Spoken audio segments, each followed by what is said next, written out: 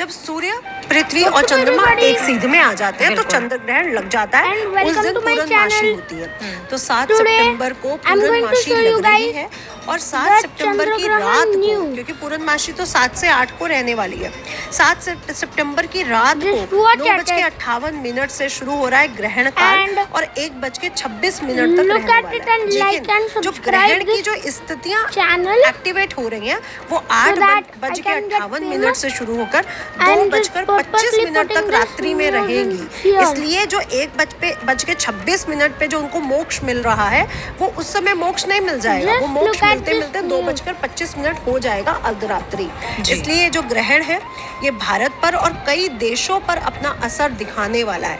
और भारत पर क्या इसका असर क्या पड़ेगा?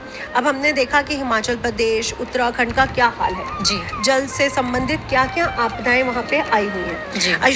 आयुषी जी अब हम देखेंगे कि दक्षिण भारत जो समुद्र, श्रुति जी सॉरी अब यहाँ पे कट कर सॉरी श्रुति जी, अब हम देखेंगे जो समुद्री क्षेत्र है, जितना आपका बॉम्बे है या तमिलनाडु है, ऐसे क्षेत्र जहाँ पे स्पेशल समुद्र है, जहाँ पे वहाँ पे बहुत बड़ी आपदा आने वाली है, क्योंकि आपका जल एलिमेंट पूरी तरह से एक्टिवेट हो रहा है। और ये जल एलिमेंट हम लोग जैसे जहाँ पे नदियाँ हैं, अब दिल्ली में भी आप देखिए जमुना नदी का स्तर बढ़ा हुआ है, या जहाँ जहाँ नदियाँ श्रुति जी वहाँ पे भी हमें देखने को मिलेगा।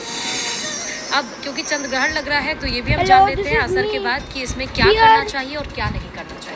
देखिए चंद्रमा हमारा मन है। पहले तो मैं लोगों को कहूँगी इस समय आप निराश मत होइए।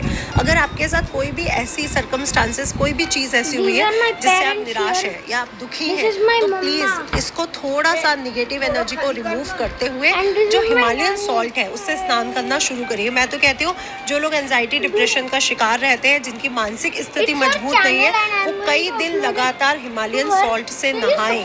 और ग्रहण के बाद आपकी जितनी अंगूठियां हैं, जितनी मालाएं हैं, जो भी चीज़ आप पहनते हैं, उन चीज़ों को भी शुद्ध करिए। अगर आप गोल्ड की चीज़ें पहन रहे हैं, गोल्ड की चीज़ें देखिए जो लॉकर में है उन पे ग्रहण का असर नहीं होगा क्योंकि वो एक जगह बंद पड़ी है। अच्छा। लेकिन जो चीज़ें पहनी जा रही हैं उस पे उसका असर होगा, इसलिए उनको भी गंगा जल से धोना बिल्कुल भी ना भूलें। इस बात का ध्यान रखें।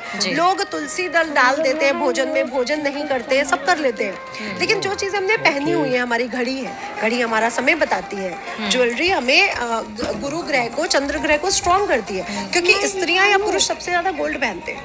तो आपको वो जो आभूषण है आपके, उसको भी शुद्ध करना जरूरी है। देखिए कपड़े तो हम धो के ही पहनेंगे, है ना, और जो कपड़े हमारी अलमीराज में, वहां तक ग्रहण का असर नहीं जाएगा, इसलिए जो आपने पहना है उसको धोना बहुत जरूरी है। तो गंगा जल से शुद्ध करना बिल्कुल ना भूलें। दूसरी बात, चंद्र ग्रहण का जो सूतक काल रहता है वो 9 घंटे पहले से आरंभ हो जाता है, जो 12:57 से दोपहर से आरंभ हो रहा है।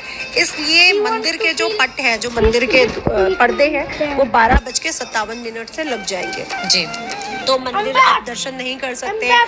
इस दिन आपके पितृपक्ष भी शुरू हो रहे हैं, तो 12:30 से पहले आप पितृपक्ष की पूजा अपनी कर सकते हैं। इसके बाद नहीं करनी। आपको जो भी करना है शुभ कार्य, इस दिन किसी का नामकरण संस्कार नहीं होगा, इस दिन कोई भी विवाह, कोई भी शुभ कार्य, क्योंकि पूर्णमासी है तो कई लोग कथा करते हैं विष्णु जी की, कई लोग शुभ कार्य करते हैं, इस दिन कोई भी शुभ कार्य नहीं होगा, ये वर्जित हो जाएगा।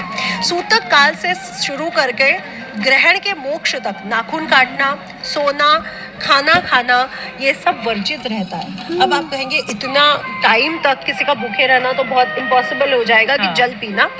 तो मैं आपसे कहूँगी सूतक काल में आप अगर तुलसी वाला जल या तुलसी वाला भोजन ग्रहण कर रहे हैं तो कर सकते हैं, लेकिन जो ग्रहण काल है यानी 9:58 से पहले भोजन आपको कर लेना है। इसके बाद आपको भोजन नहीं करना है। स्पेशली अगर ध्यान रखें तो पूरे 9 बजे से पहले आपका भोजन हो जाना चाहिए। तो इसका मतलब कि सूतक काल में हमें श्राद्ध भी नहीं करना होगा? सूतक काल में क्या श्राद्ध तभी मैं कह रही हूँ 12:30 से पहले आपको श्राद्ध कर लेना। सूतक काल में श्राद्ध नहीं। जी आपने बिल्कुल सही कहा। अब हमें इसमें सावधानियां क्या बरतनी चाहिए? ये भी बहुत अच्छा क्वेश्चन है, क्योंकि गर्भवती स्त्रियों के लिए तो सावधानी है। आपकी सास के द्वारा या माता